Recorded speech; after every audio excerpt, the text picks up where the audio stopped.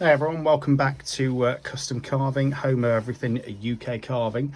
If you watched the previous video, you'll see that we carved this little fairy house out of some silver birch. Pretty happy with how it's gone. And now we're on to the finishing. Now for the finishing, I just use a cheap Chinese burner that I got off Amazon. I think it was about 30 quid. So I will put a link in the description if I can find it. And what I tend to do is use this thin flat nib just to sort of highlight any areas that you want to highlight with darken. I think for this one as well, I am going to try and paint the shutters that we actually carved in red, as well as the door, just to give it a slightly different look to all the others that I've done. And then obviously use a wood stain for the trees and possibly for the roof. I haven't decided on that yet. I just use a general wood stain that I use, antique pine. I think it's Johnson's the brand, but it seems to do the job for me. Remember guys, if you are liking the content, please like and subscribe to the channel.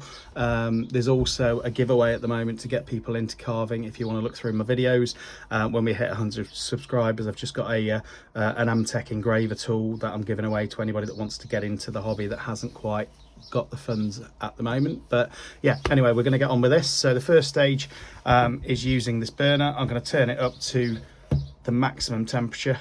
Make sure you've got it on the right one, because the last thing you want is to sort of burn yourself. So I tend to do it quite high because I like that burnt effect. And all I'm going to do is just try and highlight around any key areas that I want highlighting that we've carved out, so that once it is stained and finished, it will make it really pop, hopefully. I'm going to start off with the roof and the shingles, and literally just go in between these lines with the pen.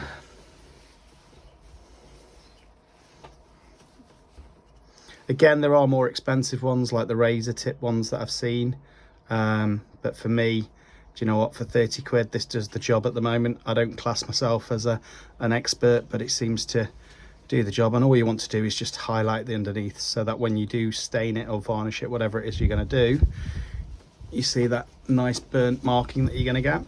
So you want to do that in literally every line. So that's for the shingles.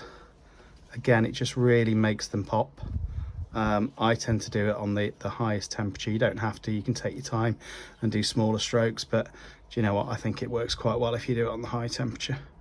Make sure with the shingles as well that you go all the way around as well, so you don't miss the bit at the front, otherwise it'll look unnatural when you've finished. So again, just take your time not to burn too much out of the other areas. I don't think it'll make a huge difference if you do, if you're a beginner, but again, it just highlights the carve that we've done and highlights each individual slat. So I'm just going to do that now.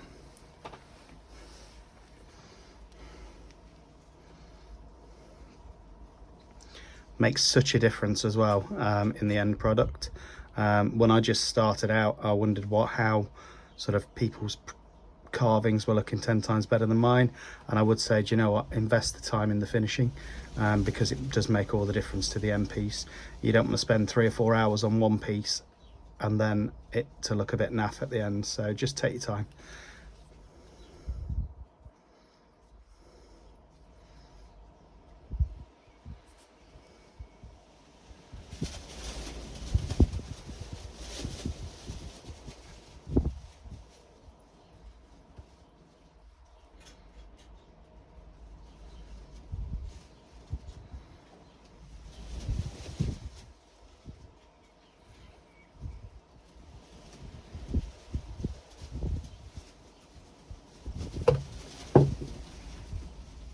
So that's the roof pretty much done. I hope you can see the difference on the camera that it's actually made.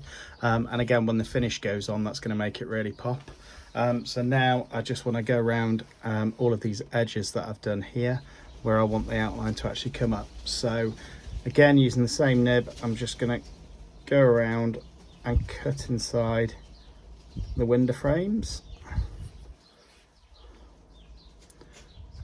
Again, you don't have to do this, and I'm no expert, but I think once the finish is on, it makes it look 10 times better, and it makes it really stand out.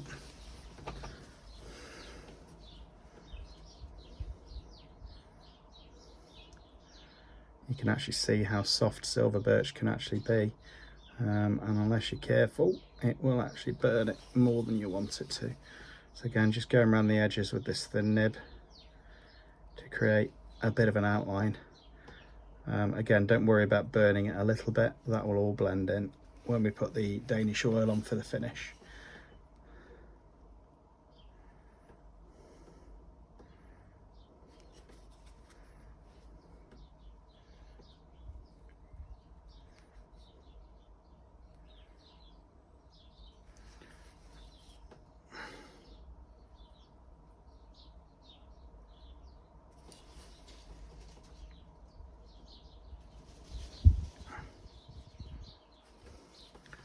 And then I'm just going to do one down the middle to show a separation between, hopefully, the two windows. So you can see what I've done there. I'm just going to go around the edges, around the edge of the tree, around the edge of the door as well, just to really make those features stand out. And then I'm also going to try and blacken the area around the owl here, just so that hopefully he pops a little bit and you can actually make him stand out once the varnish is on. So hopefully you can see that's all of the key areas that I wanted to sort of darken to make them pop. I've gone inside the window shingles as well, just to make that really dark. Hopefully when I paint those red, it's going to still make them stand out. Obviously all this bit's going to be brown, as if it would be with the woodwork, and then I'm going to try the shutters and the door in red. So we're going to get on with that now. Top tip for you, you don't need to buy expensive brushes for this. Literally I get these packs for about, I think they're about £1.50 in the pound shop. If they're too big, get a pair of scissors, cut them to size. It's as simple as that, and you'll save yourself a fortune. Also, with them being that cheap, doesn't really matter if you end up throwing them away afterwards, which I don't know about you, but I can't be bothered to actually clean out the brushes at the end. So literally that's probably the sort of size I'm going to go for.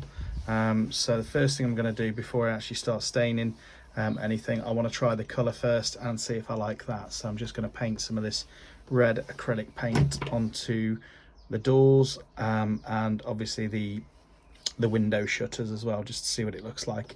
I'm probably going to paint it on and then try and wipe it straight off and see what the finished result looks like.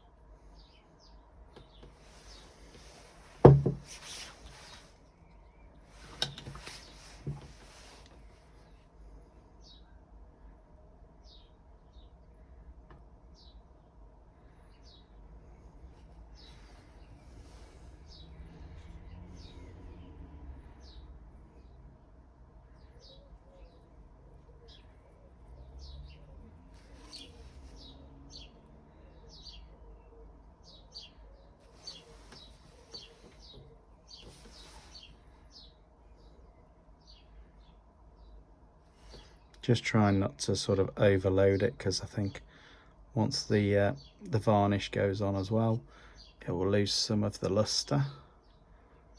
But actually I'm quite liking the way that this looks, so I'm just going to finish that off and then we'll go on to the actual wood side of things. So that's the paintwork done.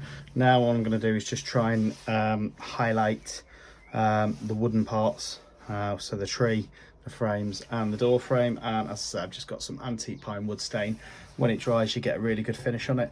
Make sure you give it a good mix and then just paint it on. Now when this dries, it actually doesn't come out as dark as it looks, but again I just really like that finish. So again, different brush, and I'm just going to paint it on sort of liberally onto all the areas that I want covered.